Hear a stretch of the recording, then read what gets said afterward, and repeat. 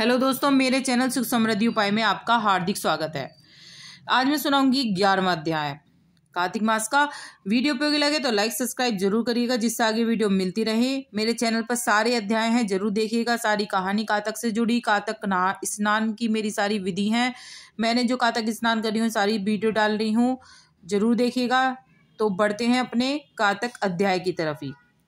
बोल विष्णु भगवान की जय, बोल शिव शंकर भगवान की जय, बोल लक्ष्मी माता की जय, बोल तुलसी मैया की जय। 11वां अध्याय। इतनी कथा सुनकर सौनक ऋषि श्री सूत जी से बोले, हे सूत जी, कृपा करके अब कार्तिक तथा तुलसी का महात्म कहिए। तुलसी श्री भगवान जी को इतनी प्रिय क्यों है?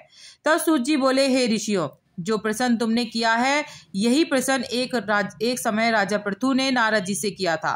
तब नारद जी ने राजा पृथु को जो कुछ बताया वही मैं तुमसे कहता हूँ। एक समय नारद जी से राजा पृथु ने पूछा कि हे ऋषिवर, भगवान को तुलसी क्यों अधिक प्रिय है? आप इसका महात्म कहिए। नारद जी बोले, हे राजन, एक समय देवराज इंद्र बहुत से देवताओं के साथ महादेव भगवान शिव के दर्शनों के लिए गए। तब वे कैलाश पर पहुंचे तो वहां उन्होंने एक बड़े ही विकराल और भयंकर आंखों वाले पुरुष को देखा। उसे देखकर इंद्र ने पूछा कि तू कौन है? भगवान शिव कहाँ है? परंतु उसने कोई उत्तर नहीं दिया। कई बार पूछने पर भी जब उसने कोई उत्तर नहीं दिया तो देवराज इंद्र ने क्रोध में आकर अपना वज्र उसके कंठ पर दे मारा, जिससे उसका कंठ नीला पड़ गया। परंतु इंद्र का वज्र भी भस्म हो गया। फिर उस विकराल पुरुष की आंखों से एक प्रचंड अग्नि निकली। उसे देखकर ऐसा प्रतीत होता था मानो वह इंद्र सहित पूरे संसार को जलाकर भस्म कर देगी।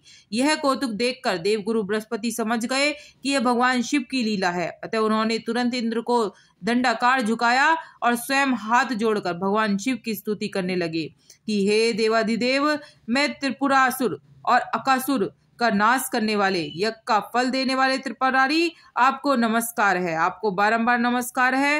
हे ब्राह्मणों की रक्षा करने वाले देवाधिदेव, आपको फिर नमस्कार है।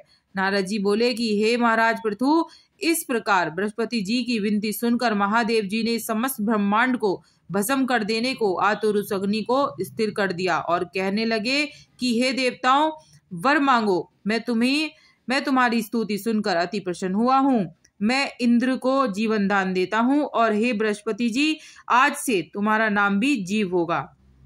बृहस्पति जी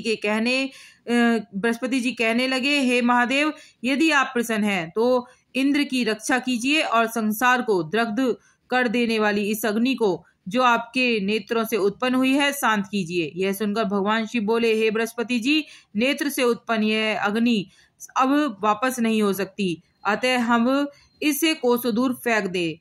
ऐसा कहकर भगवान शिव ने उसे अग्नि को हाथ में लेकर दूर समुद्र की ओर फेंक दिया। वहां गंगा सागर में जा गिरी और एक बालक रूप होकर रोने लगी। उसके रोने की आवाज इतनी भयंकर थी कि पृथ्वी कांपने लगी। सप्त लोग बहरे हो गए। ऐसा भयंकर नाद सुनकर नारद जी वहां आए और समुद्र की गोद में एक बालक को देखकर आश्चर्य से भर उठे। तभी समुद्र ने उपस्थित होकर उनका अभिवादन किया।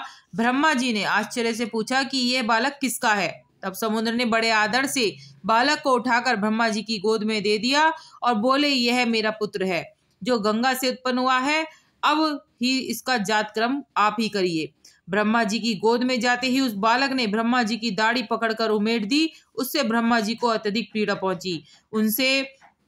उससे उनकी आंखों में आंसू जला गए। अतः उसके हाथ में से दाढ़ी छुड़ाकर उन्होंने कहा, इसने हमारी आंखों से जल निकाला है, इसलिए इसका नाम जलंधर होगा और भगवान शिव के अतिरिक्त वह किसी के हाथों से नहीं मरेगा, क्योंकि इसकी उत्पत्ति शिव के अंश से हुई है। यह तत्काल ही युवा हो जाएगा।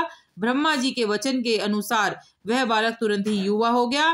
तब ब्रह्मा जी ने द्वितीय गुरु शुक्राचार्य को बुलाकर उसका राज्याभिषेक कराया और अंतर्ध्यान हो गए। इसके बाद समुद्र ने कालनेमी की कन्या वृंदा के साथ उसका विवाह कर दिया।